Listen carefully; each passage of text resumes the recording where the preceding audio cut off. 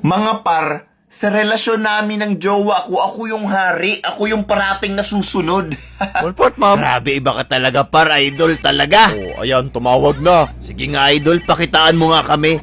I-loudspeaker mo nga habang kausap ang jowa mo. Sige nga, pakitaan mo nga kami, idol. Sige pakinggan nyo. Hello, ba't tumatawag ka? Lakas talaga. Sorry baby, busy ka ba? Kakatapos ko lang kasi magluto, tapos naisipan ko kung titirahan ba kita or ano oras ka ba uuwi? Sige, uuwi din ako maya-maya. Sige, message ka lang sa akin babe ha, mag-iingat ka always. Grabe, iba talaga si Miss na Master. kita. Bye-bye babe, I love you.